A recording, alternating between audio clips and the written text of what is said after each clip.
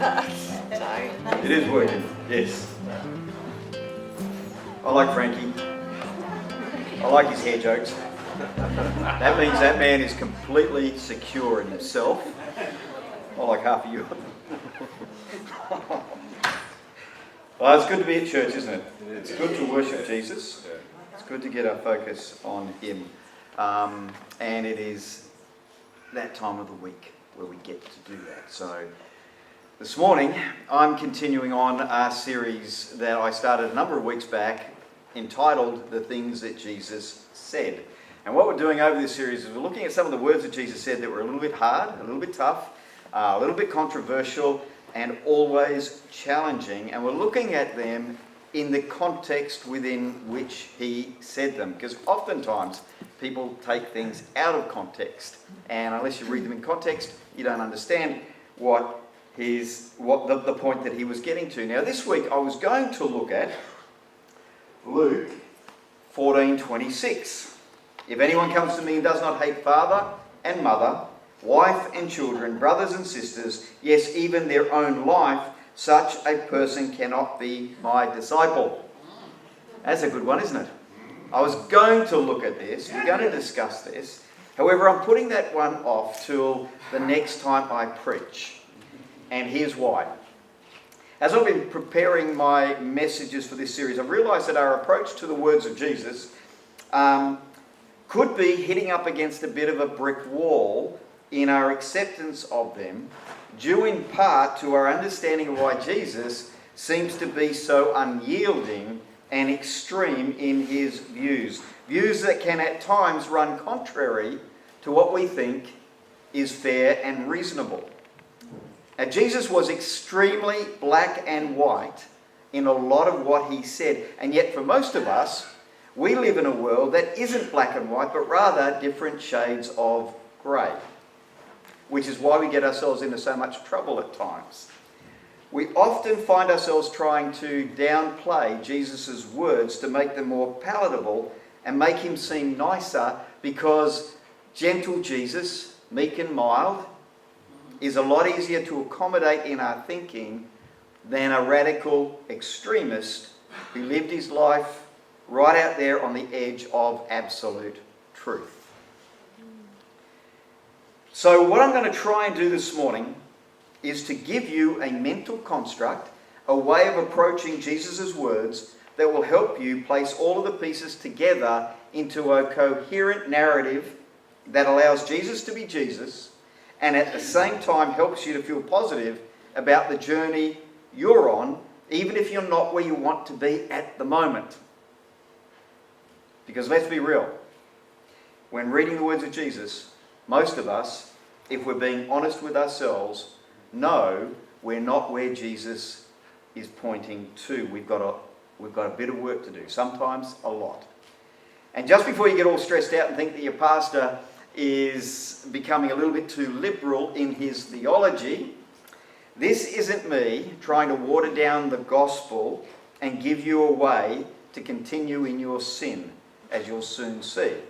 It's also not me giving you a justification for being lukewarm in your faith, but rather an insight into the words of Jesus that I hope will help you understand and resolve some of the dichotomies you'll face when following Jesus on your journey throughout life.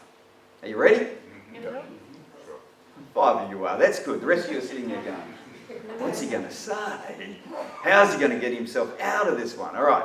To kick off, I want to ask you a series of questions that I want you to answer for yourself. No calling out the answers. All right? This isn't a test. I want you just to, when I put the question up on the screen behind me, I want you to answer it for yourself. First question. Would you consider yourself a follower of Jesus? Next one. To invite Jesus to be Lord of your life, do you need to be perfect first?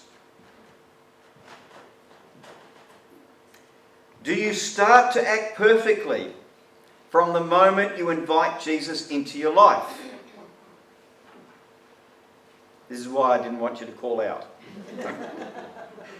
If not, at what stage do you envisage becoming perfect?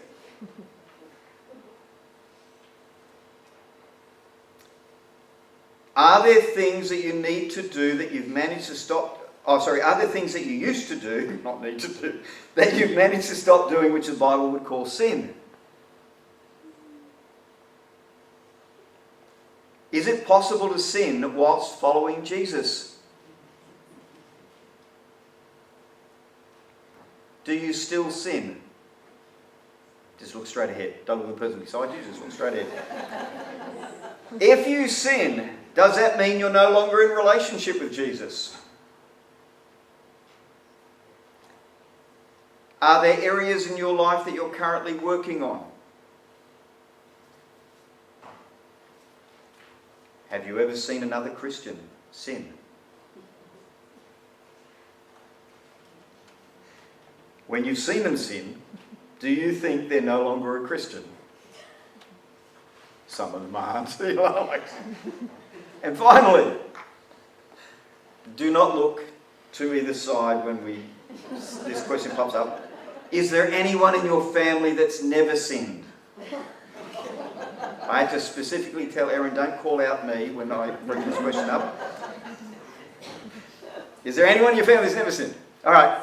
I think you might be beginning to see a little bit of a common theme here. Becoming a Christian doesn't perfect our behaviour overnight. It does, however, perfect our standing with God and gives us entry into His family. But they're two different things. Our standing with God has been perfected by Jesus' sacrifice on the cross. However, the way we live out our new lives is something that we'll be working on for the rest of our lives. As Paul tells us in Philippians 2:12, where he says we're to continue working out our salvation with fear and trembling. To work out your salvation with fear and trembling is simply to work out what God has already worked in. God has worked salvation in us. The good works that we do are the way we work that salvation out and into the world around us. Now, if we take it as true that Jesus is the gold standard for each of us to aspire to, then whatever He says about life and the way we're to live it is to be taken as true. And not just true, but just and fair as well. He said that He was the way, the truth, and the life, and the only way any of us can come to God is through Him. Why? Because God is perfect. And it's no use having a signpost to a destination that's unclear when wanting to get there. I'd rather have clear and accurate directions than have somebody just vaguely say, go in that direction. Jesus is the only one who can perfectly lay out the directions we need to follow, because not only did He come down from heaven, so He knows the way back, but He is God Himself. Now, the Bible tells us Jesus lived as one of us, was tempted just like each of us, and yet never sinned. So when He made statements about behaviour, they were totally in line with what is best for a human to flourish. Because that's the way He lived His life. And He Himself said He had come that we might have life in all its fullness. He wasn't trying to restrict your freedom or stifle the life out of you. He was trying to help you live your best life possible. A primary objective of the teaching of Jesus was to open up the pathway into that type of life. He wasn't trying to send you into prison. He wasn't trying to make your life more difficult. He was actually trying to set you free so that you could enjoy the type of life that God originally intended for us to live. Not just for our own sake, but for the sake of the community that we find ourselves living in. We're not like Jesus, though. The Bible says that we've all sinned and fallen short of the glory of God. We've fallen short of the standard that Jesus set. In fact, if you say that you haven't sinned, which I'm glad none of you did, the Bible says you're a liar. So God isn't surprised that we're starting on the wrong side of the ledger. I think it's fair to say that all of us, if we're honest with ourselves, are aware of our shortcomings and the areas that we sin in. So on one hand we have Jesus, and on the other hand there's us. He never sinned, we constantly struggle with sin. When we turn to Him and away from our sin, it doesn't stop us sinning. Even though we would agree that continuing to sin isn't best for any of us. But we still call ourselves followers of Jesus. And therein lies our dilemma. We say we're a follower of Jesus, and yet we don't follow His example particularly well at times. Now the key word here is follow. The idea of following implies you're coming from behind. You're not quite there yet. We sometimes get fixated on being perfect and then write ourselves off when we're not, without realizing that God actually gives us room to fail because he understands all too well our weaknesses. So here's an illustration that might help you understand how we're to embrace the tough words of Jesus and not run from them whilst at the same time not being able to fully live up to them. I call it the hook and sinker analogy. Imagine you're going fishing here in Hobart. You're wanting to catch some flathead, scum-sucking bottom dwellers, all right? They're the tastiest fish you can eat. But imagine you're trying to catch some flathead. Now, flathead, as I just mentioned, are a bottom-dwelling fish. So, and if I'm wrong, don't you... Carry on. Gus is our fish expert, all right? So flathead, as far as I know, are a bottom-dwelling fish. So you'll need a line, a hook with some bait, and most importantly, a lead weight, a sinker. You need the lead weight to take your hook to the bottom of the river where the hook and bait needs to be if you'd have any success at catching yourself a meal. If the sinker is separated from the line, the hook and bait won't get to the bottom of the river, but will go wherever the current takes it. And usually that'll be in the opposite direction to where you want it to be. The hook will never catch up to the lead sinker, but if everything goes well and it doesn't become disconnected from the sinker, it'll follow the sinker to where you need it to be. The only way that that hook has any chance of getting to the bottom of the Derwent is if it's connected to the sinker. That makes sense so far? You with me? All right. So for our analogy, the words of Jesus are the lead weight, the sinker, and the hook is you. The bottom of the river represents your life's destination, the goal that you're striving toward in your Christian walk. The only chance you have of reaching your destination at the bottom of the river is if you remain attached to the sinker. You won't catch up to it, but you'll end up in the same vicinity if you remain connected. The sinker stops your hook going where you don't want it to go. And that's what Jesus' words can do for each of us if we'll allow them. They will pull you toward the place you need to be. So rather than being afraid of them and thinking they're too hard, allow them to pull you out of the place you currently are in your thinking and behavior and let them take you closer to the place that Jesus is leading you to. Now, it doesn't need to be said, but every single one of us are on our own personal journey. So some of us are a little bit closer to the bottom of the river than others. But the only reason that we're even getting any closer to the bottom of the river is because of Jesus, who's taking us there. So it gives you no excuse to judge anybody else's behavior and where they currently are, especially the pastors. Now, we probably won't ever arrive at the exact same spot the sinker is, but we'll be in the vicinity if we stay connected. If we become detached from the sinker, then we'll be at the mercy of the currents and we'll find ourselves floating away from where the sinker is going, unable to cut through the currents in our own strength. That's why we have a sinker. And our natural bias towards sin will take us back up towards the surface. Those currents represent the world and the prevalent thinking espoused by our culture that wants to take us away from God. Yeah. And there is a lot of thinking out there that runs contrary to what we read about in our Bibles. And it's getting more confusing. Jesus never said anything just to get a rise out of his listeners. He wasn't trying to make our lives difficult or make us feel bad about ourselves. He wasn't trying to bring condemnation, but rather freedom. Oftentimes, though, when we read Jesus' tough words, we can feel condemned, not because Jesus is trying to condemn us, but because we ourselves know that we're not there, and we ourselves at times think that we don't want to be there because of the way we have been fashioned, the way we've been brought up, the way we have pursued our own selfish interests. Now, Jesus' purpose was to provide direction for our lives that would lead us to true freedom and life. Sometimes that seems counterintuitive, given the social currents that are prevalent in society at any given time, which is why knowing God's truth is so important if we're to navigate against the prevailing wind of our culture. Now, going back to our analogy of the fishing line with a hook and sinker, the gap between the hook and the sinker is where we experience God's grace. The grace of God is God's unmerited, unearned favour.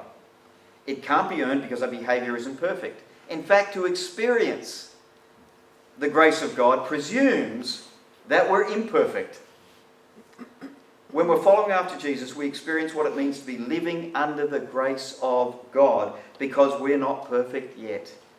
And whilst we're not perfect, we still enjoy the favour and blessing of God just as if we'd already arrived at Jesus' level of behaviour. That's why we call it grace. We're not where Jesus is, but we're following him. And because we're following him, the areas that we're working on, the areas that we're struggling in, are covered by his grace. So what does that tell us about God's expectation? Most importantly, it tells us that he isn't expecting perfection. God's not expecting perfection from you. You don't need God's grace when you're perfect, but you definitely need it when you're not. He is, however, expecting that we're following him, that we're actively choosing to pursue his path, because if we're not, what would we be doing? Living like everyone else on the road to destruction. Now, God's ultimate aim is that you'll be perfect.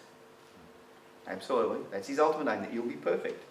Because that's when you'll be complete, walking in the fullness of everything that God has for you. However, the chances of you hitting that goal every day of your life before you depart from this world and into the next are exceedingly slim.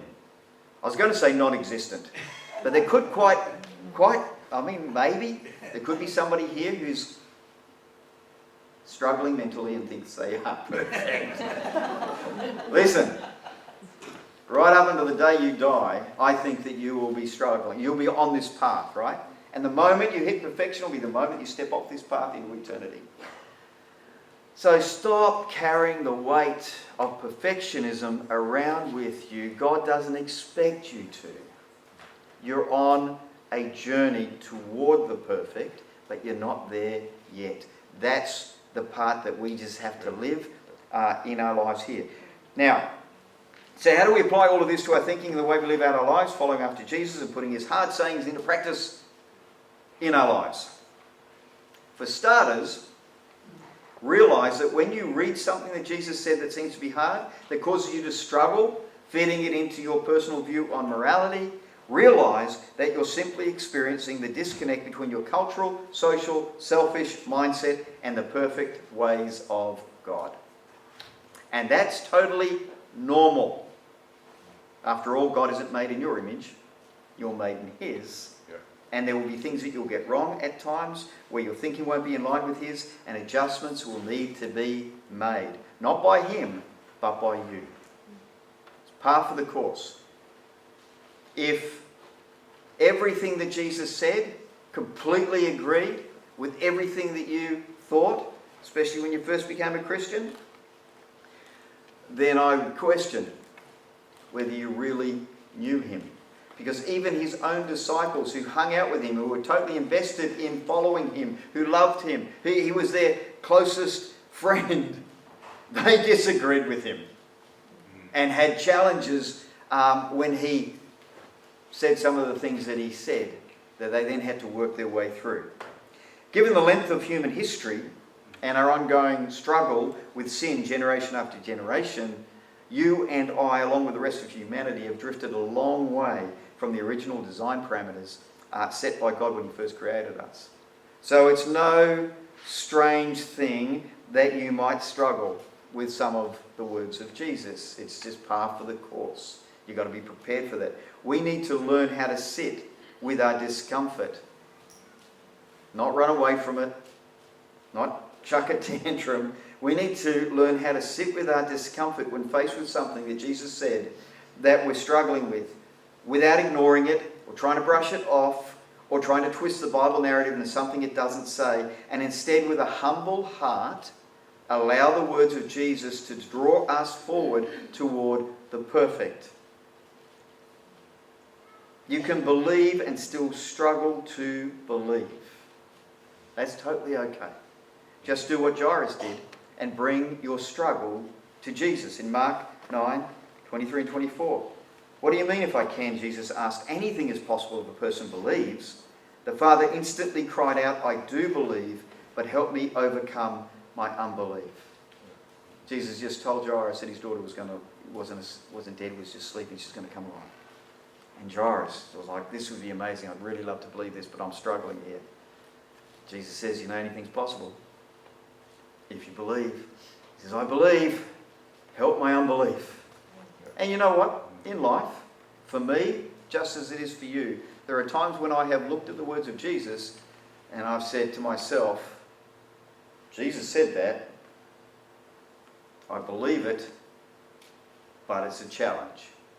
It doesn't slot into this worldview that I have about Jesus. And then rather than trying to twist it and make it say what I want it to say, I have learned just to allow the words of Jesus to sit in my heart and to draw me toward a new paradigm or a new understanding of what he's on about. Because there are certain things about Jesus that never changes, but our understanding of him should change.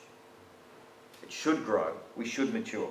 Secondly, realize that you're on a journey toward perfection. You aren't going to become perfect overnight.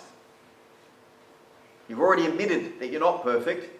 You've already in your head answered that question where I said, when do you envisage becoming perfect? Most of you would have said, I don't know. I'd like to, but I can't see that happening real soon.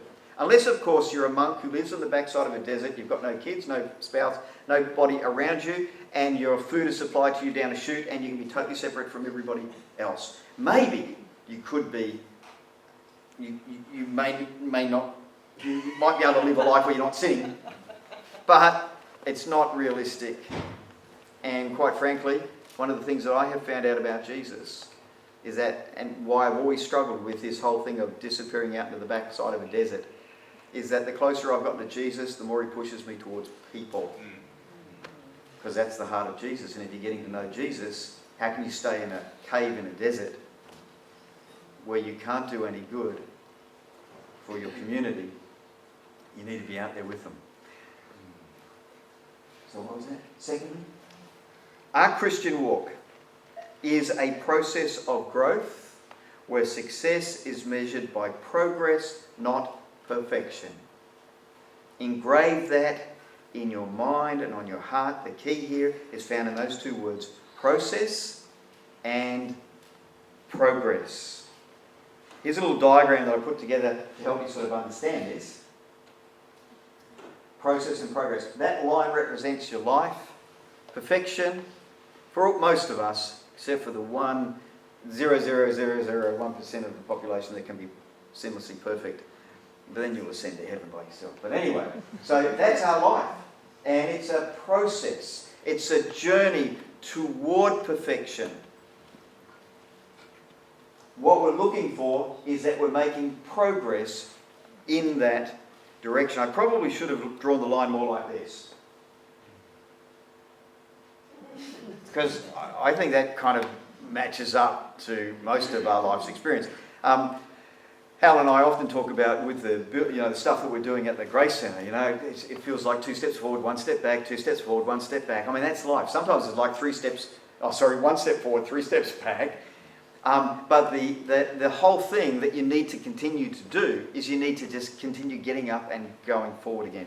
And I often used to say to, when I was a youth pastor, I used to say to the kids in our youth group, you say, listen, if you're going to fall facing forward toward Jesus. Don't fall away from Jesus, because the stuff that we go through can do one of two things. It can drive us toward Jesus, or it can drive us away from Jesus. And I've seen lots of people, when life got tough or got hard or it wasn't making much sense, they use that to push them away from Jesus. Whereas if you can learn the art or the trick, the key of using difficult situations to push you toward Jesus, then even if you're not making progress, just picture yourself wrapping your arms around his ankles and don't let go. Just say, I'm not going to go backwards. I'm just continuing. I'm going to continue to face towards Jesus. Because what I've discovered, and Frankie, in his that word that he felt to share this morning about that wall, how many times have I come up against a brick wall in my life? I mean, I've lost count of the times I've come up against a wall that I thought, there's no way I can get through this thing. But Jesus knows how to get through it. So I'm going to hold on to Jesus. And a week later, I'm on the other side of the wall and I don't even know how I got there. Yeah, that's right. It could be an issue that I'm having with someone. I'm thinking, how are we going to resolve this? How are we going to sort this out? And a week later, I'm still alive. I'm still loving Jesus. And I'm on the other side of it. Thirdly, if we don't know what perfect looks like, we won't know which direction to head. Jesus' words and teachings point us toward the perfect. They are meant to draw us closer to God. They are meant to show us the path forward.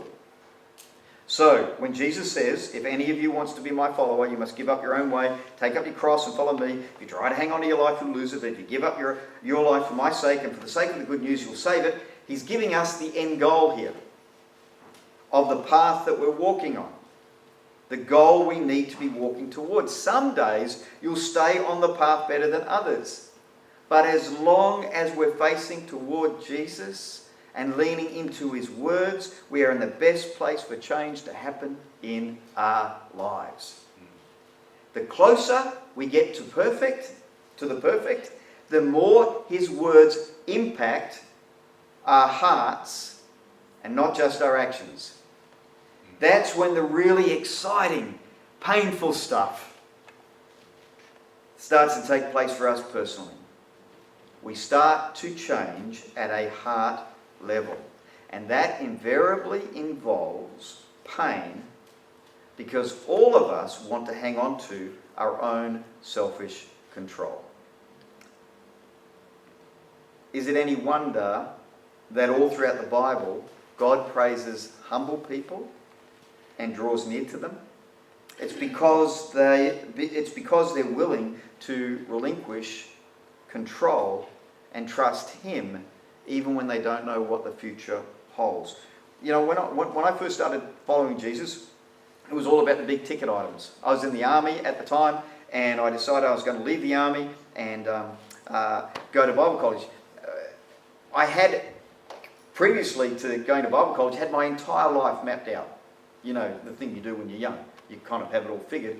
And I had figured out what I was going to do. But when Jesus stepped into my life, I decided, no, I'm not going to go down that path anymore. I'm going to go along to Bible college. Then I followed God's lead down here to Tasmania. Whilst in Tassie, I prayed about my future partner. And God brought Deborah along, sent her from heaven, and we were married. We then were asked to go to Brisbane as youth pastors. So we packed up and we headed north. Then God sent us back up to Townsville, where we pastored our first church, and then he sent us back to Tassie.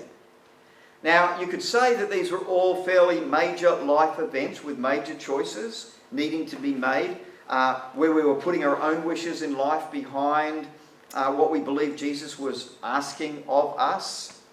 We were laying down our lives for the sake of the gospel, so to speak. But as I found, when looking back over my life, they were actually the easier decisions to make. Now, they were important because they positioned us where God wanted us to be, but it's when God starts to hone in on your heart that real transformation begins. You can make major decisions about your career and your life partner in line with God's leading and still be living for yourself when all is said and done. They tend to be fairly exciting, and they bring with them their own payoff that can make us feel good about ourselves, but Jesus wants to go much deeper than that. He wants to deal with the motivations and attitudes of our heart. When he says give up your life for his sake, he's not talking just about your career choices and your life partner. I have life partners. He's actually more concerned with your selfish interests that so often trump his command to love others as he has loved us. Okay, so bringing it full circle. Don't be afraid that you'll read something in your Bible that Jesus said that will destroy your faith in God. Now, it might destroy your faith that you have in your own cleverness and what you've come to accept as being reasonable behaviour, but as I said, that's a given if you're going to be following God and not some human guru. As God said about himself in Isaiah 55 verses 8 and 9, my thoughts are nothing like your thoughts, says the Lord, and my ways are far beyond anything you could imagine. For just as the heavens are higher than the earth, so my ways are higher than yours, and my thoughts higher than your thoughts. Way to go, God, just made me feel really insecure there. That's why humility is a superpower. And if you're going to get, have you ever heard one of the, where people ask somebody, if you could have any superpower, what would it be? It'd be flight or invisibility or super strength. If Jesus ever asks you, you can have any superpower you want, this will take you right up to the top. Asking for humility. Seriously. Ask Jesus for humility.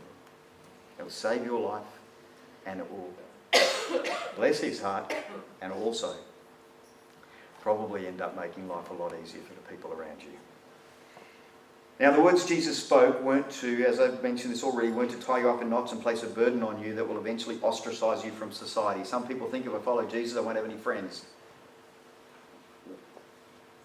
Why does our thinking take us there? Because we read Jesus' life, and he gets mocked by religious people because he has too many friends. But Jesus is the most extreme, radical, on the edge, and yet everybody loved him. Why do we think that following Jesus will end up making us these nasty, judgmental, narrow-minded person that sits on a veranda crocheting with my Bible beside it, hair in a bun? This is for the men. I'm not talking about the girls yet. I'll get to the girls. No. Why do we think that's the case? Jesus said the things he said to show you the path to true freedom found in his perfect truth. If we embrace his words and allow them to lead us forward toward the perfect, they'll open up to us a life that will be free from so many of the things that promise us the world but end up enslaving our souls, such as wealth, fame, even the acceptance by others, which we can only have if we continue giving them what they want. There's no expectation on you to become perfect overnight. And whilst you're working it all through, God's amazing grace is covering you each step of the way. It's unmerited, so you don't have to worry that you'll lose it because you didn't earn it in the first place. So you can take a deep breath. Everybody, breathe in. Breathe out. Let that weight fall off your shoulders. And realise that the journey you're on is a lifelong one. And as long as you keep facing toward Jesus and you're making progress, Jesus will be smiling at you.